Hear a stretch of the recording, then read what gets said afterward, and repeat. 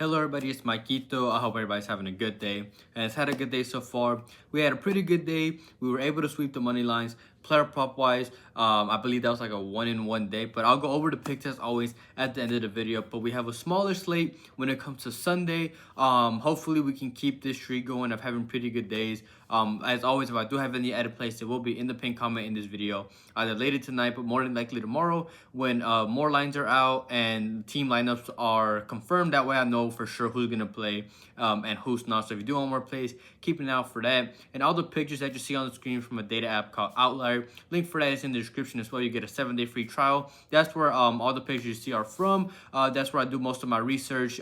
Great data app as well. You get matchups, you get how the opposing team played last season as well, home and away. You could filter it by minutes played with or without a player. So if you're interested in that, link for that is in the description. But then that, I'll just get straight into the plays. The first play that I have that I like is Ndoye to go higher than 1.5 shots at home for Nottingham Forest, going up against Brentford. He's a new signing from Serie A. I believe he came from Bologna, but he averaged 2.18 shots per 90, so he averaged over 2 shots, which is what we need. He's a versatile player, taking 36 shots with his right and 13 with his left, and he's also a long shot taker. He took 40 from inside the box and 12 from outside the box as well, and he's a quick player. 10 of the shots that he took were off the fast break, and that's good for us because that really plays into Nottingham Forest's play style because they averaged the third least possession last season in the league, which means counter-attack opportunities. And because he's a quick player, he's going to be one of the players that they're going to be looking out for. Besides, when he played for Bologna, when he played at home, he went over at 9 out of 14 at home last season. That's a 64% hit rate. And now he has a good matchup against Brentford, who last season allowed the second most shots to opponents, and they haven't really got any new signings that would help them defensively. So I'm not really worried about them just automatically becoming a good defensive team. Besides, he's going to be playing next to Morgan Gibbs-White and Ndoye, who are much more of a pass-first type of player instead of shooting it. So good teammates around them, good line, and a good matchup. I like this. Ndoye to go higher than 1.5 shots. And then the second player prop so far that I found that I like is actually Bukayo Saka to go under 3 shots away from home for Arsenal, going up against Man U. I know this could be a scary line because he's a big player, a good player, going up against Man U. But he did, although he did average 3.48 shots per 90, he played him once last season at home, went under with 1, and he actually played him twice the season before that as well and went under with 3. So he has good history against him, which is what I like. And Man U last season allowed the 5th least shots, believe it or not. Their biggest weaknesses was making mistakes. But when it comes to the amount of shots that they allowed, they actually allowed the 5th least shots last season. So that's a good matchup for us as well. And he also shot even less when he played away from home. In 10 away games with at least 45 plus minutes, he went under 3 in 9 out of 10. He only went over in 1 game, and that was the last game. So he's not even that much of a shooter, especially when he plays away from home. The way he shoots is he's a left-footed player on the right, so he'll cut in and shoot. But honestly, lately, at least from what I've seen him play from what I remember last season, he does cut in, but he's been more of a pass first and cross the ball instead of shooting it. He only shoots unless he absolutely has to. And now with Gyökeres in the team, who I anticipate starting, that just means he has more of a reason to pass and cross the ball to get the ball to a player like him. Besides, he's playing on Man U's left side, which is going to be likely guarded by Dorgu and Luke Shaw, which is the more defensive side as opposed to Man U's right side, who has Ahmad on that side. So he has an even tougher side as well. And I just don't believe he gets 4 shots. Even in the 5 preseason games, yes, they were preseason games, but they were playing with the same matchup that they're pretty much going to play now. And he went under 3 in all 5 games. And 2 of those he pushed with 3, and the other 3 he went under. But the fact is, he didn't go over this line even in the preseason game. So away from home, he passes, and a pretty tough matchup. I don't think he goes over 4, so that's what I like. Bukayo Saka to go under 3 shots.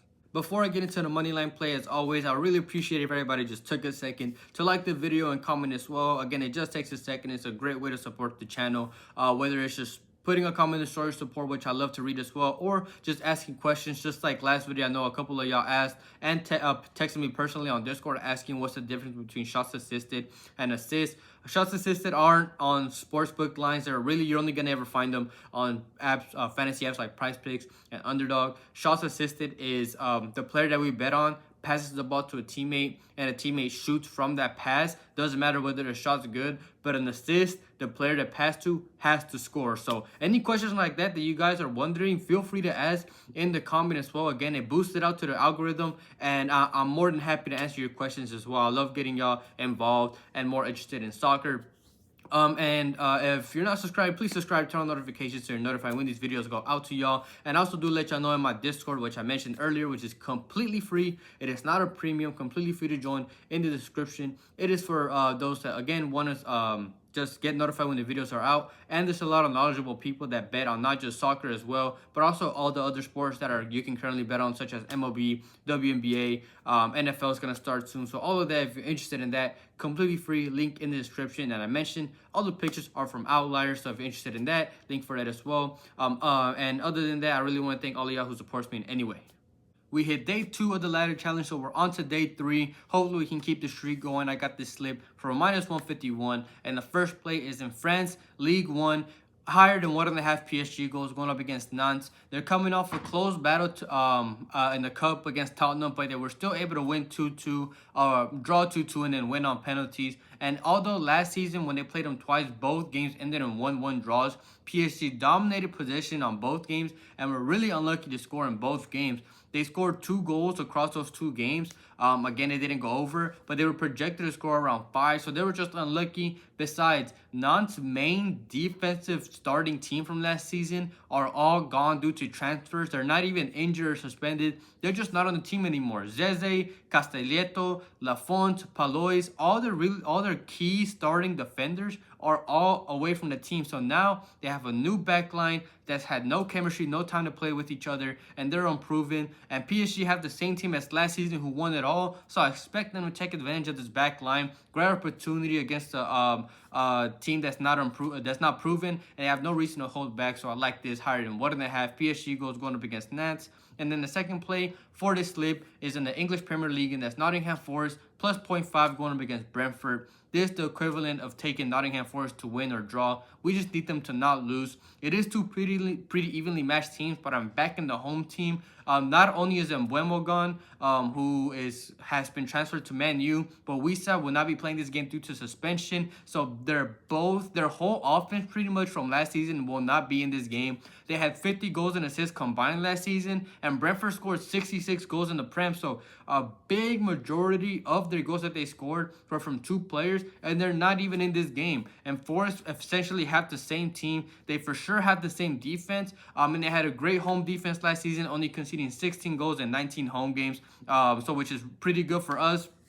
And they were undefeated in 74% of games at home last season. 14 out of 19 games they did great in, and a lot of those losses came towards the end of the season. They pretty much collapsed. They could have had Champions League football. They lost their last 3 out of 4 at home, but it's a new season now, so they have plenty of time to regroup since then. And Ilanga's gone, but they have Ndoye now, which I mentioned in the last pick, who's a good replacement. And I'm just backing the home team. I like their team better, and Brentford's without their 2 best players from last season, so I'm backing them. Nottingham Forest plus 0.5 going up against Brentford, and that's day 3 of the ladder challenge for -151.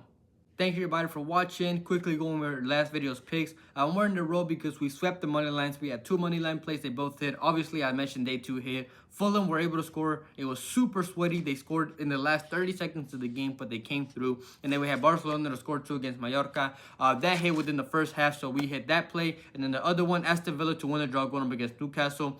They were close.